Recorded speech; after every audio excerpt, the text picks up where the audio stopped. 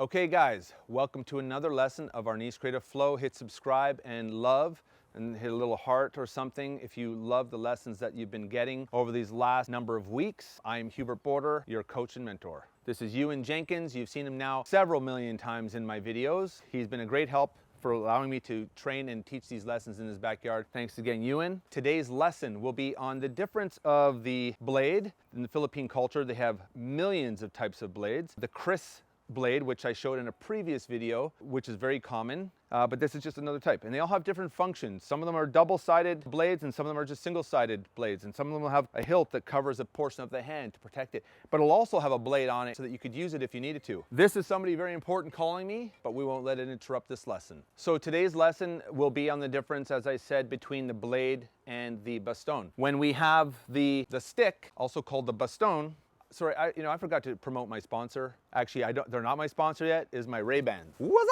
up? Obviously, a baston isn't like a blade. It's round, it's all long like a blade, and there's also short ones, but it's round. So you're not cutting anything with this. You'd be more whacking. So if Ewan just gave me his stick or his hands, the difference obviously between a blade and a stick is that one has an edge for cutting and slashing and stabbing, and the stick can thrust, but it doesn't have an edge, so you can't slash and you can't cut. We use them in a similar way. Our strikes and our flows are based off of blades, okay? Smooth like a blade. Even though we'd add these trolling strikes, that could be a blade as well. The functionality of the two is very different. So if Ewan comes in with a hit, I would be whacking his hand to make him drop this stick, okay? Again, using the tip, I would be whacking his hand, or I'd be whacking his elbow. Okay, I'd be whacking any part of the threat being his hand, any piece attached to his hand that I think could help drop that weapon. That is how I use it, but I apply, the fluidity of my movement is based off of a blade. So I'm still going wham, right through. Okay, if I'm going through, I'm still whacking, and that's boom. Tell me when it's too much. Okay. Okay. So that's how you can see. So I could be whacking this threat. He comes in with a strike, the feet come in with a strike, and I go boom, I go through. He comes in with a strike and I go boom, I whack, I go through, and I'm hitting that hand that comes through. So if Ewan came in with an angle one and I step back and I whack his hand, it manages to work, he drops the stick, then I would come in and I'd whack maybe his elbow, I'd come through and I'd whack the kneecap, and I'd come back and hit the elbow, and I'd hit the other kneecap, and then maybe I'd do a backhand on top of the head, and then come back to the knee. If he kept standing, then these are all the pieces I would be attacking. Because if he can keep advancing on me, I haven't hit the right spot. So the purpose of the stick being round is to smash, okay? Because with your intention and your speed and your power is when you're smashing through those objects. As a threat is coming, I don't want to be soft. I don't want to be going boom, flowing into all my smooth techniques, because I haven't done anything. And I know a lot of Filipino martial artists know this, but for those who are just learning, don't know this. So I'd be going smash, boom, and I'd be coming right through that kneecap, and be coming right through that elbow, and then maybe through the face. And then if he kept going, I would just keep hitting, and I'd switch, and I'd just keep going. Ray-Bans.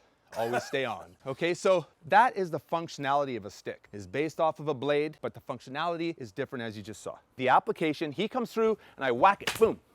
I'd go through, bam. So we're here, boom. Are you okay? Gotcha. Tricky guy, this guy. These pads are awesome. I'm hitting with pretty good force and speed, as you can see.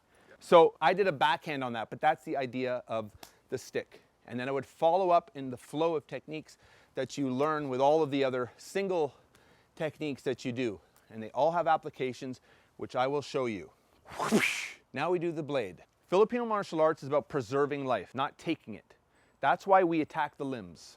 Okay, so he comes in, I feel the threat, that could be a blade. I want to be in a long range. You'll see a lot of people sometimes, they're inside and they're dealing with this threat inside. And sometimes you have to. Ideally, you'd like to finish it from a distance. So he comes in, I want to step out and I want to get that hand. I want to be in a different angle where his threat is, so that as he follows through, I'm cutting his hand. I want you to understand how blades work and respect them, because you'll see a lot of knife videos where Ewan comes in and it's just like, I'm just gonna do this, I'm gonna come in, I'm gonna do all this flowy stuff. He comes in with another attack and I go boom, and I do this and I just cut, and he keep feeding, and I go cut and I'm just doing this and he just keeps feeding, and I do this and I go step back and I come in and I come up and I cut and I pass and I just do a disarm and all this kind of stuff. And I don't hold the blade, I catch it in a different way, disarming, and I slices, I finish him off. That isn't how it is going to work. I've seen a knife up close. I've been semi-attacked by a knife up close. And my first gut, even as an FMA martial artist, was not to go in, and I had no knife, and to do any of this stuff. He comes in again. It wasn't to go boom and think of a disarm. It wasn't to do that. My first thing was, where's my escape? How do I get out? How do I get away? A lot of people who've watched knife videos have seen how easily a blade can cut your skin. It just happens. It's not the first thing you want to necessarily engage in. If you have to, then you have the techniques to hopefully back it up. Respect the blade. Learn the drills. Understand what it is you could be getting into if ever confronted one. Understand what it is. If you carry one, that is the potential you will use it. If you have the potential to use it, think about what the cost or the consequences will be if you use it. He comes in with an angle one. I could cut the forearm. I could cut the hand, slice it, right? And he follows through. He comes in again, I step back. He comes in again, I step back. He comes in again, I step back. And I'd be cutting these areas of his body. I'd be cutting parts of the body that might help him keep advancing on me. And I'd be out of the way. Feed whatever angle. So this is any angle feed. My focus is the hand. The hand. The hand, I come on top, come in there, and I want to be first. I'm getting there. I want to get him on the retraction. Now, even though he's going slow, even if he went faster, I'm going to get there. Boom, boom. Oh, I cut that hand. I cut this hand. I might cut that hand. I cut that hand. This hand. Stop. Cut that hand. I'm going to even cut this hand, because then he reacts to that. That could be exactly what he just did. Could also be the threat. He could pull one out, have two blades. So if I see that he hasn't pulled that out, if I see that Ewan hasn't pulled out that second blade and he's only using the one, he's like, oh, I'm going to pull out my second, then I'm going to go for that one. It's okay. I'm going to go for that one. I would attack that hand even before he drew it. As soon as that one falls through, I would get that hand. And if I had an advantage for whatever reason, if that hand was just like that, I'm going to get it, because that's also a threat to me. And then I'll get there before he follows through with the blade that he's actually holding. So always think of what the threats are. It's not about coming in and being a hero. Think about your safety, think about preserving their life, think about just disabling them to the point where you're still safe. I could use the back end of my blade as well. He comes in with an attack. I could deflect it this way. I could deflect it this way off of his blade. And then I could come down. So it would be quick. So you have to go wham, boom, like this. So you're deflecting to disrupt the pattern, and then you're coming in. And then you could cut that one if it presented itself.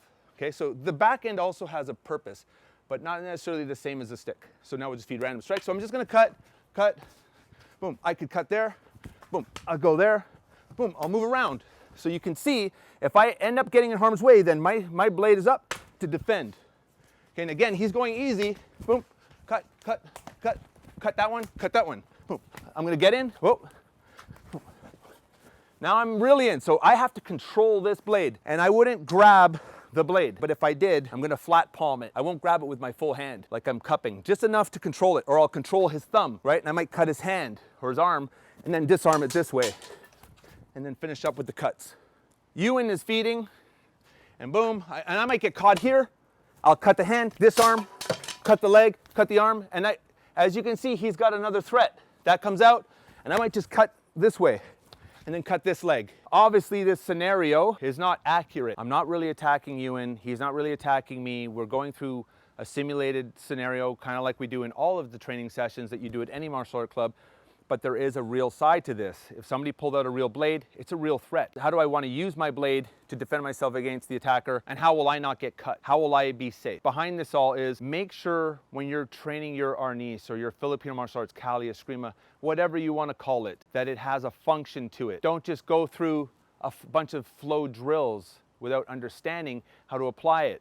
Okay, so again, I'll go through this quickly so you can see the idea of how to apply this. Always stay long range if you can at first, and if you get stuck and you're in a medium range, just know how to deal with it. Understand that a blade functions different from a stick. When I have the blade and he comes in with that attack, I'm cutting and staying out of the way. I'm setting myself up for success, right? Oh, I'm gonna go this way just because of space, and I move around, okay, boom, and I cut, and I go in and out.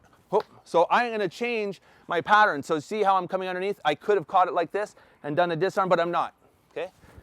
And I'm focusing on areas that aren't gonna finish off Ewan, but help me, okay, boom.